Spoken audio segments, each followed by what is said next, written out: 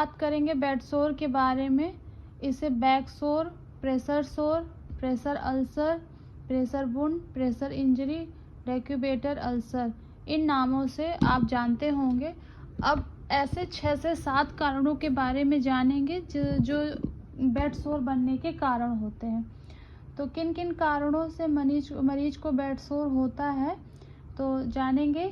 कि जब क्या होता है, जब लॉन्ग टाइम तक एक ही पोजीशन, यानी मरीज जो है वो एक ही पोजीशन पे पड़ा रहे, मतलब इमोबाइल हो जाए, यानी चलना फिरना बंद कर दे, पेशेंट बेड रिडीम हो जाए, कमज़ोर है पेशेंट, एक ही साथ लेटे रहने से उसको बेड सोर हो जाता है। दूसरा कारण है बेड पे ही टट्टी पेशाब ये सब करने लगे, यानी कि बिस्तर पर ही टट्टी पेशाब करने लगे। इनकॉन्टिनेंस, यानी कि मरीज को पॉटी सुसु बिस्तर पे ही हो जाए।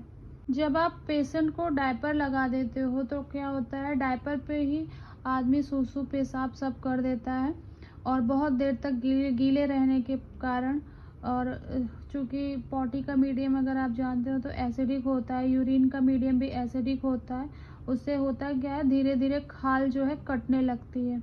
और तीसरा कारण है लॉस ऑफ सेंसरी परसेप्शन। बहुत सी कॉमन बीमारियां हैं जिनमें से एक जैसे न्यूरोपैथी है। वो बहुत से ऐसे लोग होते हैं जिनके पैरों में झंझनाहट की प्रॉब्लम होती है, ठंड गर्म का पता नहीं लगता है। वो लोग धूप में छत पर भी चले जाते हैं, पैर जलता रहता है फिर भी उनको कोई दर्द, मतलब कोई फील नहीं होता, पैर में फफोले पड़ जाते हैं, उनको पता ही नहीं लगता। इसका मतलब सेंसेशन नहीं है, लॉस ऑफ सेंसरी परसेप्शन है। जिस आदमी को सेंसरी परसेप्शन नहीं होगा वो गर्म पानी में भी रह लेगा, मतलब कोई चीज़ उसको पता ही नहीं लगेगी, वहाँ घाव हो जाएगा और वो धीरे धीरे शोर में बदल जाएगा।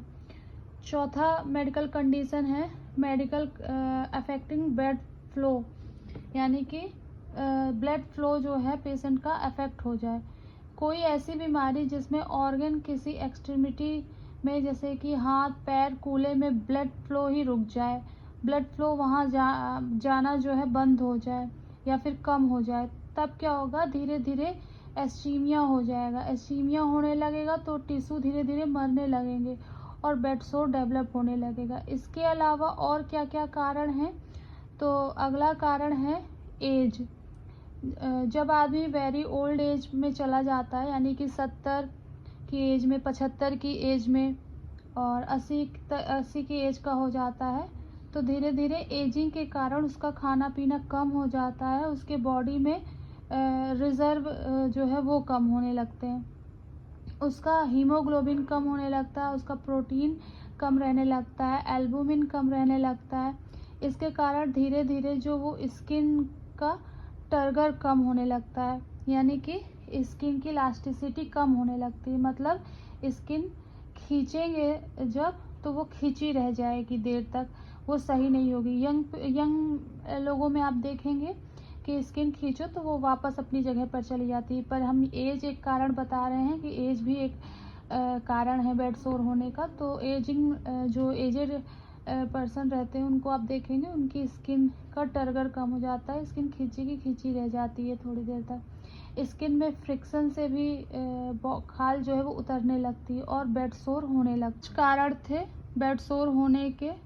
और होता क्या है कि जब हमें अगर चोट लग जाती है या फिर कोई इंजरी हो जाती है या फिर हम बहुत देर तक यानी पेशेंट जो है बहुत देर तक एक ही करवट पर लेटा रहता है, तो जो शरीर का भार होता है पूरा का पूरा जहाँ पे बेड सोर होने की ज़्यादा संभावना होती है वहाँ पे पड़ता है, जहाँ और वहाँ की मसल्स, टिश्यू, फेसिया, रक्त कोशिका, कैपिलरी आर्टरी सब दबने लगती है।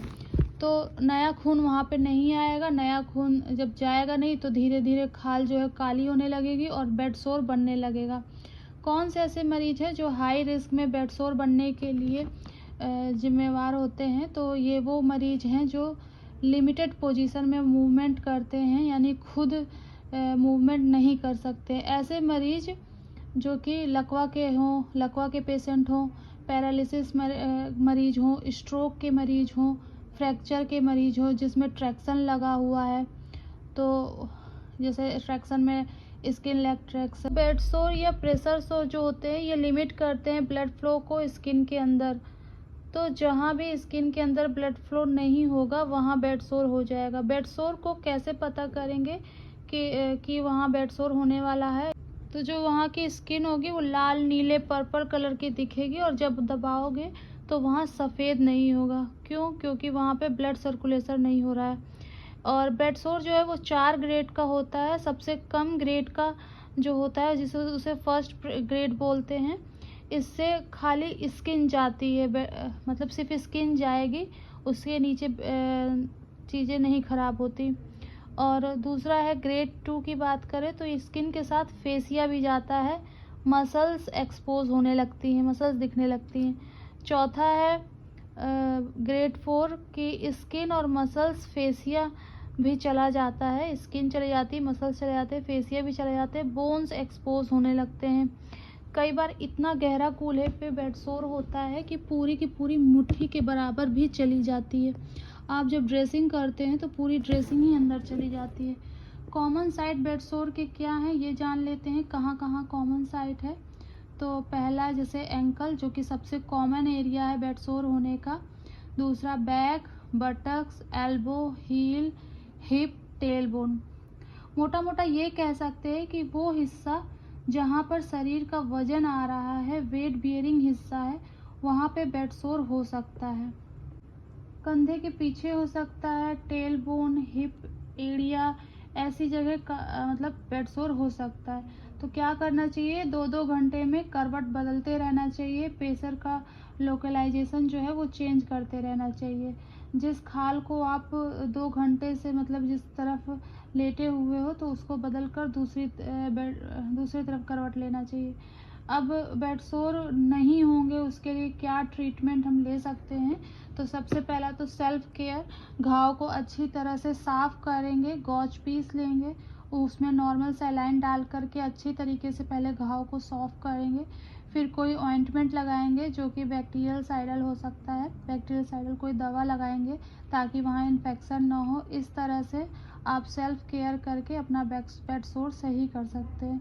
दूसरा है मेडिकेशन। अगर लग रहा है कि एंटीबायोटिक की ज़रूरत है तो डॉक्टर से पूछें कि कौन सी एंटीबायोटिक शुरू करें और फिर आप उसके द्वारा आगे बढ़ें।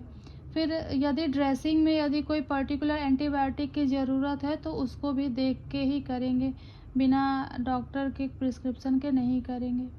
तीसरा है मेडिकल प्रोविज़र, मतलब कभी कभी लोगों को बेड सोर के ऊपर जो घाव हो गया है तो उसको साफ़ कैसे करना है, कैसे उसको साफ़ करेंगे।